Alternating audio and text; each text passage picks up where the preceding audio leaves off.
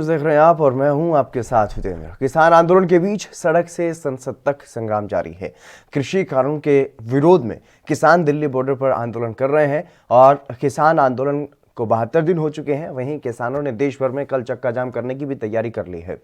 राज्यसभा में विपक्ष ने एक बार फिर से किसानों के मुद्दे को लेकर के मोदी सरकार पर जमकर हमला बोला और कृषि कानून वापस लेने की मांग की गई। राज्यसभा में कांग्रेसी नेता आनंद शर्मा ने यह कहा कि सरकार के हर निर्णय और नीति को जनता स्वीकार करे और विपक्ष अनुमोदन करे। ये ना तो अनिवार्य है और ना ही स्वीकार्य है। अगर ऐसा हो तो हम जनतंत्र नहीं रहे। राज्यसभा में विभिन्न विपक्षी दलों के सदस्यों ने 26 जनवरी को लाल किले में राष्ट्रीय ध्वज का अपमान किए जाने की घटना की जांच कराए जाने पर भी जोर दिया।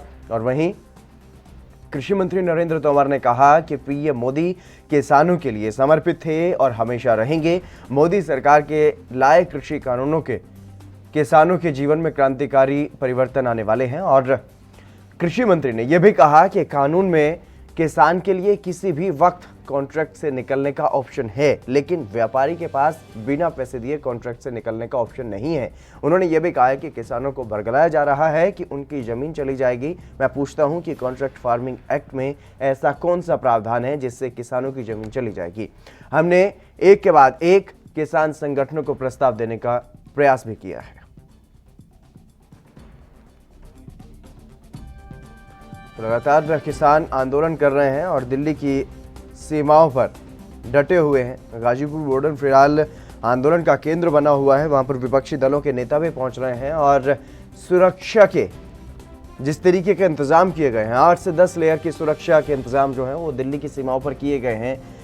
ऐसा लगता है मानो किसी देश की सीमा हो, जैसे भारत पाकिस्तान और भारत चीन के बीच तनातनी रहती है। और ऐसा ही कुछ अब राजधानी दिल्ली और अन्य राज्यों की सीमाओं पर देखने को मिल रहा है। जहां जहां पर किसान डटे हुए हैं वहां पर 8 से 10 लेयर की सुरक्षा व्यवस्था जो है वो की गई है। और इस पूरे मसले को लेकर के, क्योंकि बजट सत्र चल रहा है, लोकसभा और राज्यसभा में हंगामा जो है वो किसान कानूनों को लेकर के देखने को मिल रहा है। विपक्ष लगातार सरकार पर हमला बोल रहा है और इन तीनों कानूनों को वापस करने की मांग कर रहा है। वहीं अगर बात की जाए किसान नेताओं की, तो किसान नेता लगातार महापंचायतों में शामिल हो रहे हैं और लोगों से ये गुजारिश की जा रही है कि जब ज़रूरत पड़ेगी तो आपको दिल्ली पहुंचना होगा, लेकिन अभी जितनी संख्या में लोग दिल्ली में मौजूद हैं वो पर्याप्त हैं। तो लगातार किसान कानूनों का जो मामला है उस पर विदेशों से भी प्रतिक्रियाएं सामने आ रही हैं। विदेशों में जो हस्तियां हैं, बड़े हस्तियां हैं, सेलिब्रिटीज़ हैं, वो अपनी प्रतिक्रियाएं दे रहे हैं।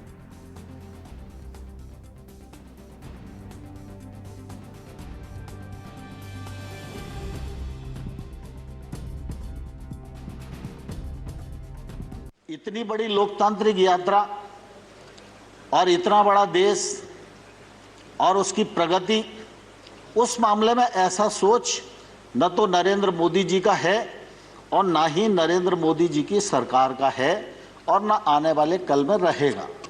लेकिन स्वाभाविक रूप से यह तो सच है कि जो काम नरेंद्र मोदी जी के कार्यकाल में होगा, जिस ऊर्जा से होगा, जिस गति से होगा, जिस पारदर्शिता से होगा, दृढ़ संकल्प से होगा, तो उसका उल्लेख तो हम लोग भी करेंगे और आप भी हाउस में नहीं करोगे, लेकिन व्यक्तिगत बातचीत में तो आप सबको भी एहसास होगा ही कि ठीक हो रहा है। तो इसलिए इस प्रकार का सोच मुझे लगता है उपयुक्त नहीं है। प्रधानमंत्री नरेंद्र मोदी जी की सरकार गांव, गरीब और किसान के लिए पूरी तरह प्रतिबद्ध है और आने वाले कल में भी प्रतिबद्ध रहेगी। अगर कोई रिस्क लेकर वो महंगी फसल की तरफ जाए तो मार्केट का लिंक उसके पास नहीं है और वो 86% किसान वस्तुस्थिति है कि एमएसपी का भी लाभ नहीं उठा पाता है। और इसलिए सरकार ने ये कोशिश की कि हम 10,000 नए एफपीओ बनाएंगे और 10,000 नए एफपीओ को हम 6,850 करोड़ रुपया खर्च करेंगे। 5 साल में उनको स्ट्रेंथन करेंगे। छोटे छोटे किसान 300 की 500 की संख्या में मिलकर एक एफपीओ के साथ जुड़ें तो उनका रकबा भी बढ़ेगा, उनका उत्पादन भी बढ़ेगा, वो टेक्नोलॉजी से भी जुड़ सकेंगे और उनके उत्पादन का वॉल्यूम भी ज़्यादा होगा तो वो अपने उत्पादन का वाजिब मूल्य के लिए बार्गेनिंग भी कर सकेंगे इसलिए एफपीओ का एक बड़ा संसार खड़ा करने का काम इस देश में हम लोग कृषि के क्षेत्र में आरंभ कर रहे हैं। मैं उस टाइम भी ये गल का जिक्र किया सी कि ਜਿਹੜੇ बिल ने ਇਹ किसानां दे डेथ दे वारंट्स ने ते कोई भी ਜਿਹੜਾ हिंदुस्तान च रहन वाला मेरा वीर है वो किसानां दे डेथ वारंटां ते दस्तखत नहीं करेगा। तुसी वेखो तुसी उदों गल नहीं मन्नी, साडा हक सी, सारी ओपोजिशन मंगदी सी कि बुनियादी हक ਜਿਹੜਾ कॉन्स्टिट्यूशन ने दिता सानू डिवीजन दा इत्थे वोटिंग कराई जाए। तुहाडी उस टाइम भी ਜਿਹੜੀ सरकार दी मंशा सी वो सही नहीं सी। तुसी धोखे दे नाल, तुसी धोखाधड़ी दे नाल जल्दी दे विच कानून बनाना चाहते सी क्योंकि कुछ ਜਿਹੜੇ अमीर आदमी सी, वड्डे कॉरपोरेट हाउसेस सी, उन्होंने तुसी बेनिफिट देना चाहते सी। तुसी कहना सी कोरोना दे विच मैनू हैरानी है, सारी दुनिया जूझ रही है कोरोना दे नाल, साडा देश जूझ रहा कोरोना नाल, 2 वक्त की रोटी गरीब लोगों को नहीं मिल रही, साडी माइग्रेंट लेबर बेचारी पैदल साइकिलों से बिहार, उत्तराखंड, यूपी वाल जा रही है, गवर्नमेंट को कोई प्रबंध नहीं उन्होंने वापस कर लेंदा। उस टाइम एक चोर दरवाजे के जरिए, बैकडोर के जरिए ऑर्डिनेंसां दे रूप दे विच ये लैके आए। ये मैनू पहले दसे सरकार ये ऑर्डिनेंसेस लियाउण दी लोड़ की सी। जे असीं 71 साल 72 साल इन्हां कानूनां दी इंतजार कर सकते सी ते 6 महीने होर क्यों नहीं सी कीती जा सकती।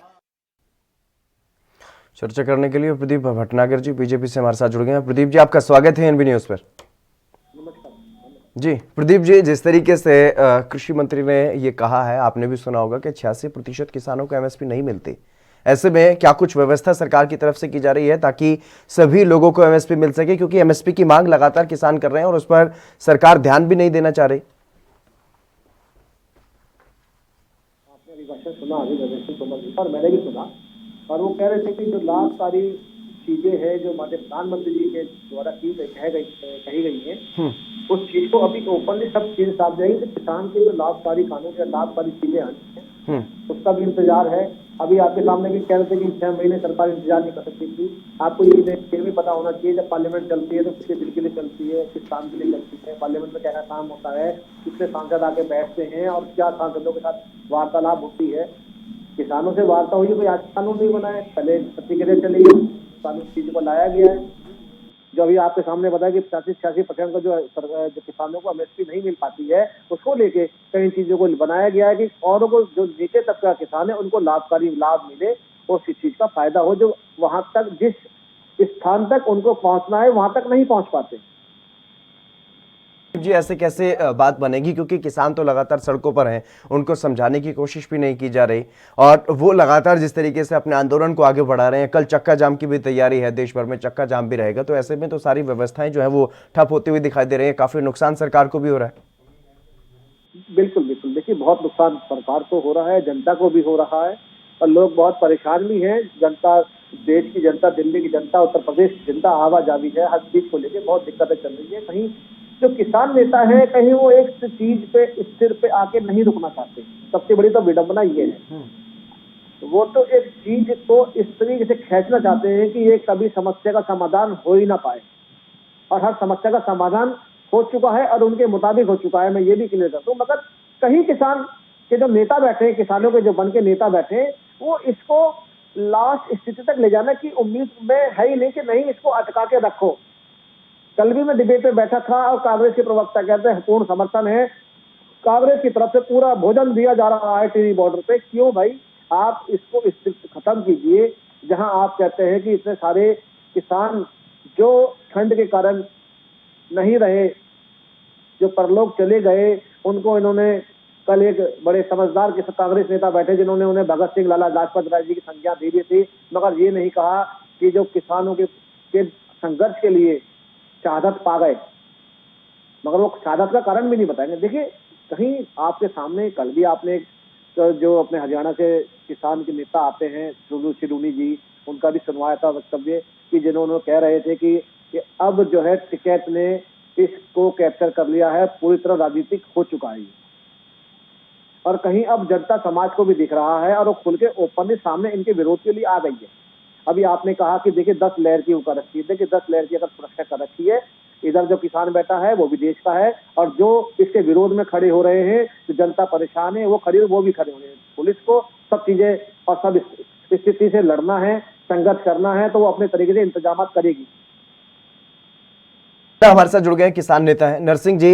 लगातार जिस तरीके से चर्चा चल रही है, सरकार के साथ भी कई बार बातचीत हो चुकी है, लेकिन मंथन लगातार भले ही हो रहा है, कोई उसमें समाधान निकलता हुआ दिखाई नहीं दे रहा है। तो क्या कुछ लगता है, क्योंकि सरकार तो बार बार ये कह रही है कि हम किसानों को मजबूत बनाने के लिए, सशक्त करने के लिए कानून लेकर के आए हैं, फिर किसान समझ क्यों नहीं रहे कि ये आपके फायदे के लिए है?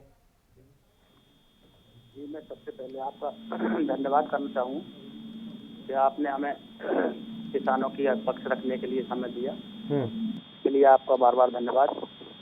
तो सरकार कह रही है, वो अपने मन से कह रही है कि हम सरकार की तरफ से जो किसानों को मजबूत करने का कानून लाएं, मगर कहीं ना कहीं किसान भी इस बात को समझ रहा है कि इस मंशा से आज तक सरकारों ने काम किया है इस देश के अंदर, पुरानी सरकारें हों या मौजूदा सरकार हो, किस नीति से, किस नीयत से काम करते हैं, वो अब किसान इस चीज में विश्वास नहीं कर रहा। कसनी और करनी में बहुत फर्क रहा है, आज तक दबता कुचलता रहा है किसान, और बगैर सोच समझ के, बगैर पूछ के और बगैर चर्चा के इस कानून को बना दिया, उसकी वजह से दिक्कत पैदा हुई है। तो अब सरकार क्या कहे, ये तो सरकार अपना पल्ला झाड़ती है। अच्छा बताना तो पड़ेगा ही भाई, कानून सरकार लाई है तो सरकार तो अच्छा बताएगी, मगर सरकार के साथ साथ किसानों ने जो अपना भुगत भोगी है इस चीज के, कि सरकार अपनी तरफ से समर्थन मूल्य घोषित करती है, कोई किसान नहीं करता उसको, उसका कहीं पर भी स्थायी रूप से पालन नहीं किया गया। पुरानी सरकारों ने नहीं कराया, ना ही इनके शासन में। मान रही है कि करीब 86% ऐसे किसान जिन्हें एमएसपी पर जो एमएसपी का जो दाम है वो नहीं मिल पाता पूरी तरीके से, एमएसपी का लाभ 86% किसानों को नहीं मिल पा रहा है। इसीलिए अब नई व्यवस्था जो है वो लागू करना चाहते हैं, और उसमें भी किसान सहमत होते हुए दिखाई नहीं दे रहे, क्योंकि लगातार चर्चा भी चल रही है। सरकार तो कह रही है कि आप जो चाहते हैं वो करने के लिए तैयार है, हम संशोधन करने के लिए तैयार है, लेकिन किसान मान नहीं रहे। देखो, संशोधन करना अपनी जगह पर है, और कानूनों में एक अच्छाई होना अलग बात है। संशोधन की जरूरत पड़ी है तो कहीं ना कहीं इनमें खामियां हैं, तो फिर इतनी जिद नहीं करनी चाहिए। अगर समय को टालना है और ये टकराव को टालना है, अब ये 1.5 साल के लिए या 2 साल के लिए होल्ड करने के लिए कह रहे हैं, भाई मेरा अपना मानना है कि आप कह दें कि इस पंचवर्षीय योजना का जो शासन चल रहा है इसमें होल्ड रह जाएंगे, और आगे जब भी चुनाव में जाएगा जो कोई अपना वो लागू करने के लिए कहेगा उसको जनता चुने, या हटाने की कहेगा उसको चुन जाएगा। अपने आप साफ पता लग जाएगा कि जनता का क्या मूड है। ना ये पता लगे, ये पूछने की जरूरत रहेगी कि थोड़े से किसान हैं या बहकाए हुए हैं या सहमत में, अपने आप रिजल्ट हो जाएगा। जैसे जैसे चुनाव होता है इसका भी चुनाव हो जाएगा सीधा।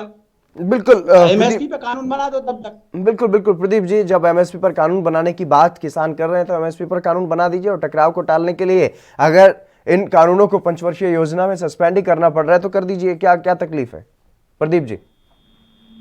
देखिए, तकलीफ कोई नहीं है। जो कानून किसानों को लेके बने हैं, तो उसके विषय पे भी देखिए बात चुका हूँ, और क्या फिर कह रहा हूँ इस विषय को लेके कि किसान कानून, जैसे अभी भैया जी ने कही कि ये कानून उठा के इन्होंने थोप दिया, बना दिया। आपको ये पता होना चाहिए मेरे किसान नेता को कि कोई भी अगर चीजें पारित लोकसभा या राज्यसभा में की जाती है, उसकी गहनता से विषय में बात होती है, पहले उसके हर चीज डिटेल बनती है, वो 1-2 दिन में नहीं बनती है, या वो कहने से या 2-6 महीने में नहीं बनती है।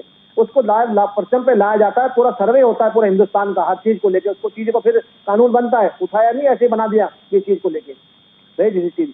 अगर सरकार खुद ही मंथन कर लेगी, खुद ही अध्यादेश लेकर के आ जाएगी, खुद ही वहां पर जब वोटिंग की मांग की जाती है वोटिंग नहीं की जाएगी संसद में भी, तो फिर कैसी चर्चा की बात कर रहे हैं आप? देखिए, चर्चा तो अभी भी चल रही है। परसों संजय सिंह ने एक भाषण दिया 15 मिनट 15 मिनट का, मगर कोई चीजें खुल के नहीं बताई गई। आपने काला कानून तो कहते हैं भैया, उन किसानों को आप मीडिया के माध्यम से काले कानूनों के विषय में तो बताओ। 3 काले कानून है। आपने इन्होंने मांगा कि भाई आप मंडियां बेच देंगे, सरकार ने लिख के दिया नहीं, मंडी कहीं नहीं जाएगी। ये कहते हैं कि सरकार जो है, हमारे जो व्यापारी है वो जमीन छीन लेंगे। सरकार कहते हैं लिखित में लो, कुछ नहीं होगा। बोले जी कानून, इसके बारे में कानून नहीं बना है। उन्होंने कहा कि आप किसी भी कोर्ट में जा सकते हो, फास्ट ट्रैक कोर्ट में भी कर सकते हैं। हर चीजें मानी गई है, कहीं भी नहीं रुकी गई है इनकी एमएसपी चीज को लेकर। जी आ रहा हूं मैं आपके पास नरसिंह जी, आ रहा हूं। बिल्कुल प्रदीप जी, समाधान क्यों नहीं निकल रहा है फिर? समाधान तो निकला हुआ है। जो नेता अड़ियल स्वभाव से बैठे हैं वो इसे करना नहीं चाहते हैं। वो अब जो है राजनीतिकरण हो चुका है। कांग्रेस को जमीन चाहिए, वो किसानों से मिल रही है। वामपंथियों को एक जमीन चाहिए राजनीति करने के लिए, उन्हें जमीन मिल गई है।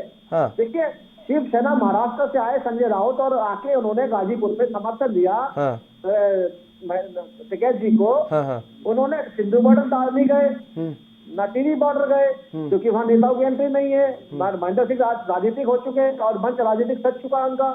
संजय राउत से पूछा जाए कि महाराष्ट्र के अंदर इन्होंने वादा करा था जब कांग्रेस और शिवसेना 3-4 पार्टियों को समन्वय बन के कि किसानों का ऋण माफ किया जाएगा, उनकी जो जमीन अधिग्रहण का कानून है उसे सरलता से करके उनको अधिग्रहण दिया जाएगा, वो तक नहीं किया गया। अभी अजान मैदान में इतना बड़ा रैली हुई किसानों की, क्या किसी किसान नेता ने मंच में बताया कि जो इतनी बड़ी रैली हुई वो राज्य सरकार के लिए हुई?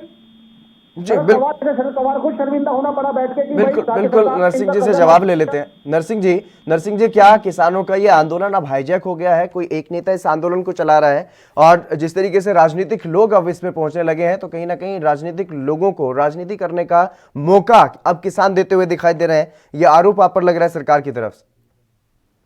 देखिए, मेरा ये कहना है कि हमारे साथी बैठे सत्ता में नहीं थे तो क्या किसानों के आंदोलन में इन्होंने कहीं सहयोग नहीं किया कभी? ये किसानों को अपने साथ नहीं ले गए? किसान मोर्चा का कभी इन्होंने प्रचार नहीं किया? क्या इनके साथ किसानों की भीड़ कभी नहीं गई? तो ये कहना किसी तरीके से आप सत्ता में आप पहुंच गए तो आप दूसरों को ये कहने लगो कि भाई हाईजैक कर लिया। हम मानते हैं कि राजनीतिक पार्टियों के लोग आ रहे हैं मिलने के लिए, सांसद आ रहे हैं, मगर आंदोलन के अंदर कहीं पर भी कोई बैंड किसी सत्ताधारी का या विपक्ष का जो राजनीतिक दल है उनका कोई झंडा, टोपी, बैनर कहीं यूज नहीं हो रहा। और हमारी परेशानी में यदि व्यवहारिक तौर पर हमारे पड़ोस में या कहीं पर भी कोई हमसे शत्रुता मानता है और हम परेशान है, हमारी परेशानी को लेकर के वोट पैसे लेकर आता है, तो उससे ये नहीं कहा जा सकता कि आपसे हमारी शत्रुता है, आप चले जाइए। अपनी मर्जी से लोग इस समर्थन में जुड़ रहे हैं, तो इस पीड़ा को कहीं ना कहीं किसान की को ताकत मिल रही है। तो अभी सत्ता तो ये कहेगी कि विपक्ष का आंदोलन हो रहा है, ये हाईजैक हो, ऐसा कुछ बिल्कुल प्रदीप जी, विपक्ष किस लिए होता है? अगर कोई परेशान है तो उसकी आवाज उठाने के लिए ही तो होता है ना सरकार के सामने। बहुत बढ़िया बात कही है हमारे किसान भाई ने। थोड़ी सी बात इनकी थोड़ी सी एक और इनके संज्ञान में डाल दूं कि जब उत्तर प्रदेश के अंदर मुलायम सिंह जी की सरकार थी तो बागपत में कितना लट बजा था, ये भी पता होना चाहिए मुजफ्फरनगर में। तो वो तो अब भी बजा है सर, वो तो अब भी बजा है। रातों रात उनको मारपीट के वहां से भगा दिया गया। कहाँ पे? बड़ौत में, बागपत में। नहीं, लट कहीं नहीं बजा है। मीडिया नहीं, कौन कह रहा है सर? वो जिनके सिर फूटे हैं, जिनके खून बहा है, वो देखिए ना आप तस्वीरें। कहता ना, कभी भी ये चीज नहीं बताते कि किसानों को किस तरह कुचलने के लिए दिग्विजय सिंह ने 12-15 किसान मध्य सर, वो तो शिवराज सिंह चौहान ने भी मारे थे किसान। अब अपना क्यों भूल जाते हैं? कौन सी सत्ता में किसान खुश रहा है? मैं वो भी क्लियर कर दूं। मैं देखिए, जो भगदड़ मची थी, बिल्कुल आ रहा हूँ मैं नरसिंह जी, आ रहा हूँ आपके पास। बसें तोड़ने के लिए आ गए थे। देखिए बताओ, जो उपद्रवी जो मध्य प्रदेश के अंदर बसें तोड़ने पे आ गए थे, हाईवे पे जो बहन बेटियां गाड़ी लेके निकल रही थी, उन पे हमला हुआ था उपद्रवियों ने, उन पर लट बजा था। मैं ये भी क्लियर कर दूं पहले। सर, ये तो कांग्रेस वाले भी क्लियर कर देंगे। कांग्रेस का यहाँ पर कोई नेता नहीं है, कांग्रेस का चर्चा में कोई नेता नहीं है, इसलिए विपक्ष पर आप सवाल ना उठाएं। विपक्ष पर ये जो आपने सवाल उठाया वो उन्होंने बता दिया कि जब आप विपक्ष में थे तब आप भी किसानों के आंदोलन में साथ होते थे। खेतों में जो मुझसे बात कर रहे हैं, मैं इनके संज्ञान में बताना चाहता हूँ उनकी। तो सर, वो तो आप भी थे ना पहले, जब आप विपक्ष में थे तो आप भी ऐसे आंदोलन में शामिल होते थे, बीजेपी आंदोलन में शामिल होती थी। भारतीय जनता पार्टी की सरकार को 7 वर्ष होने जा रहे हैं। क्या 7 वर्ष के अंदर जो किसानों के हत्या का जो मामला था, फांसी लगा लिया, जहर खा लिया, क्या वो रोकने में कामयाबी नहीं करी? क्या किसानों की मदद नहीं करी? जो आपदा प्रबंधन का काम नहीं किया? क्या उनको ऋण माफ करने का काम नहीं किया? क्या उनके लिए डॉक्टर नहीं बैठाए? आप अपनी मट्टी जांच कराइए और कराइए। क्या उन्हें पानी को लेकर बहुत सारी चीजों को, क्या उनमें सब्सिडीज का सब चीजें लेकर सुविधा नहीं दी? आज जो बम्पर फसल हो रही है, अच्छी क्वालिटी की फसल हो रही है, क्यों हो रही है? आज उनकी फसल बाढ़ में बह गई, सब कुछ बह गई। आज मुआवजा देने का काम भारतीय जनता पार्टी सरकार ने क्या क्या गलत किया? आज तक इतना जितना 7 साल के अंदर नरेंद्र मोदी जी की सरकार ने सोचा, क्या किसी सरकार ने सोचा इतना? नरसिंह जी, बीजेपी की सरकार तो आपको मेहमानों की तरह आपकी पूजा कर रही है, आपको देवताओं की तरह पूज रही है, फिर आप फिर भी विरोध कर रहे हैं सरकार का। सरकार ने किसानों को भगवान की तरह पूजा है। वो आप भी देख रहे हैं, हम भी देख रहे हैं कि पानी की बौछार छूट रही है, आंसू गैस के गोले छूट रहे हैं, आतंकवादी कहा जा रहा है, देशद्रोही कहा जा रहा है, खालिस्तानी कहा जा रहा है। ये हमारे लिए पूजा है। इस पहले त्याग जो किया है इस देश के अन्नदाता ने किया है, जो कांग्रेस को हटाकर इनको सत्ता में बैठा दिया और दोबारा से फिर इन पर भरोसा कर लिया कि चलो इनको एक पंचवर्षीय योजना और देते हैं, उसका ही तो ये इनाम दे रहे हैं हमें। उसी का मय ब्याज का इनाम मिल रहा है कि आप कितने ही भी चिल्लाओ, आपको मुट्ठी भर बता देंगे, अगर ज्यादा आओगे तो आतंकवादी बता देंगे और देश तोड़ने वाले बता देंगे। ये दे तो रहे हैं हमारी पूजा करने के लिए। तो 75 दिन से ज्यादा 75 दिन हो गए, 150 से ज्यादा किसान शहीद हो गए। किस तरीके से नए नए रूपों में व्याख्या की जा रही है इस देश के अन्नदाता की। बिल्कुल प्रदीप जी, आप तो कह रहे हैं कि हमने मिलेगा, ये तो मिलेगा, सुविधाएं दी है। बिल्कुल कहूँगा, क्या टीवी बॉर्डर पे, हिंदू बॉर्डर पे क्या दिखाया नहीं गया? मीडिया मित्र के माध्यम से, मीडिया के माध्यम से दिखाया ही नहीं गया कि आपका जो आंदोलन है किसने कैप्चर कर लिया है? क्या आपको किसी भारतीय जनता पार्टी के या केंद्र के सरकार के, प्रदेश की सरकार या किसी मंत्री ने आपको आतंकवादी कहा हो? क्या तो मुझे कोई नाम बताएं आप, किसी ने कहा हो? कहना बड़ा आसान है, मुंह से अपने कोई भी कहते। अगर किसी ने आतंकवादी कहा हो तो बताइए ना। खुद भिंडर वाले का फोटो लगा रहे हैं आप लोग, आतंकवादी का फोटो लगा के यूज कर रहे हैं। क्या कर रहा हूं मैं? बिल्कुल प्रदीप जी। नरसिंह जी, मैं आपको रोकना चाहूंगा क्योंकि यूपी के डिप्टी सीएम केशव प्रसाद मौर्य कुछ कह रहे हैं, वो पहले अपने दर्शकों को सुनवा देते हैं। करने का प्रयास किया, लेकिन पिछले काफी समय से मैं विशेष तौर से जो पूरी टीम है यहाँ पर, हमारे ओएसडी हैं श्री विनीत वर्मा जी और उसके साथ जो सहयोगियों की टीम है, लोगों ने बहुत परिश्रम करके देश में अपने प्रकार का पहला यह जनता दर्शन की दृष्टि से ऐप का निर्माण किया गया और इसको बहुत सार्थक और सार्वजनिक बनाने की दृष्टि से बहुत इसमें परिश्रम किया गया है।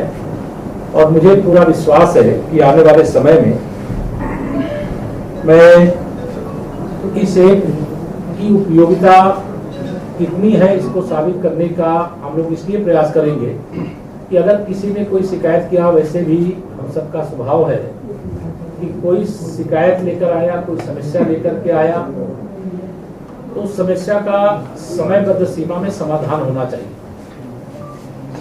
कई बार कुछ शिकायतों का निस्तारण सही ढंग से किए बगैर कुछ अधिकारी और कर्मचारी केवल पेपर फॉर्मेलिटी पूरा करते हैं, लेकिन इसके लिए भी एक अलग से टीम तैयार की गई है जो एक एक समस्या की मॉनिटरिंग भी करेगी कि अगर कोई समस्या आई है तो उस समस्या का समाधान हुआ कि नहीं हुआ, या केवल जांच और रिपोर्ट के आधार पर नहीं, बल्कि जो पीड़ित पक्ष है उससे भी पूछ करके संतुष्ट है कि नहीं हुआ व्यक्ति, उसकी जो समस्या थी उसका समाधान हुआ कि नहीं हुआ। इस बात को ध्यान में रखते हुए निरंतर हमारे यहाँ एक कॉल सेंटर होगा, उनसे भी संवाद बना करके रखा जाएगा। और जनता दर्शन की दृष्टि से जो यह मोबाइल ऐप मुझे बताया गया है कि यह केवल 50,000 रुपए में बनाया गया। वैसे अगर प्रोफेशनल लोग, हमारे विभाग की सारी टीम ने किया है, अगर प्रोफेशनल लोग इसे बनाते तो कम से कम 50 लाख रुपए का खर्च इसमें आता। तो मैं पूरी टीम को भी इस बात के लिए और जनता दर्शन मोबाइल ऐप जो देश में पहला ऐसा ऐप बना है और जिसके माध्यम से हम प्रदेश, चूंकि हमारा 24 करोड़ से अधिक आबादी की ओर बढ़ रहा है और समस्याएं भी बहुत सारी रहती हैं, और उत्तर प्रदेश एक बहुत विशाल प्रदेश है। सहारनपुर के किसी व्यक्ति को अगर लखनऊ किसी समस्या के लिए, हम लोग सोमवार को जनता दर्शन कार्यक्रम करते हैं, अगर उन्हें आना पड़ता है तो उनका हजारों रुपए तो आने जाने के किराए में खर्च हो जाता है। उनकी असुविधाएं और भी कई प्रकार की होती है। कोई व्यक्ति बुंदेलखंड से ललितपुर से आया, कोई हमारा सोनभद्र से प्रदेश का कोई नागरिक आया, कोई गोरखपुर आजमगढ़ महाराजगंज से आया, तो उसको एक लंबी यात्रा और अनावश्यक खर्ची का सामना न करना पड़े, इसके लिए हम लोगों ने यहाँ एक जनता दर्शन मोबाइल ऐप का निर्माण किया है, जिसमें हम उनके साथ आमने सामने रह करके ही उनकी बातों को सुनना और उनकी समस्याओं का समाधान करना, यह लक्ष्य है। और इसमें बहुत सरलता की भी व्यवस्था की गई है, नहीं कि किसी को इस ऐप को खोलने में, इस ऐप के अंदर पहुंचने में और कोई कठिनाई हो, इसको भी बहुत सरलीकरण किया गया है। और मैं देखा हूँ इसका प्रेजेंटेशन पहले, लेकिन आज इसकी लॉन्चिंग का कार्यक्रम है और जल्द ही इसके माध्यम से हम जनता दर्शन का कार्यक्रम शुरू करने का मैं प्रयास करूंगा कि सोमवार को जो जनता दर्शन का दिन होता है, उस दिन जनता दर्शन कार्यक्रम के साथ साथ मोबाइल ऐप के माध्यम से जनता दर्शन जो नहीं आ सकते और उनकी समस्या है वो बताना चाहते हैं, और हम उनकी समस्या सुनकर के सरकार के माध्यम से समाधान कर सकते हैं, उसका समाधान। ठीक सर, इसमें किस तरह की समस्याएं भी या कोई भी देखिए, विभागीय समस्या के साथ साथ प्रदेश के जनता की किसी भी प्रकार की समस्या है और जो सरकार के किसी भी विभाग से जुड़ी हुई है और उसका समाधान हो सकता है, तो हर विभाग से जुड़ी हुई समस्या का समाधान करना यह सरकार का उत्तरदायित्व है। और प्रदेश के किसी भी जिले के किसी भी नागरिक की किसी भी प्रकार की समस्या है तो उसको सुनने का यह एक बड़ा प्लेटफार्म तैयार हुआ है और महत्वपूर्ण प्लेटफार्म तैयार हुआ है।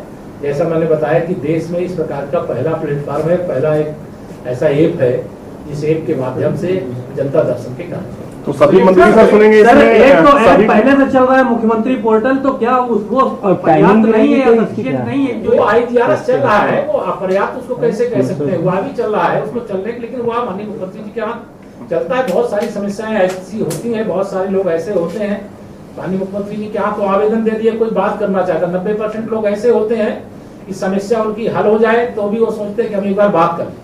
तो जनता दर्शन का प्लेटफार्म एक ऐप इसलिए उपलब्ध कराया गया है कि बहुत सारे लोग बात करना चाहते हैं और सरकार के नाते भी और हमारे संगठन के नाते भी प्रदेश बहुत बड़ा है और संख्या बहुत बड़ी है, उनको यह एक बड़ी सुविधा मिली है और इस सुविधा के लिए मैं पूरे प्रदेश वासियों को शुभकामनाएं।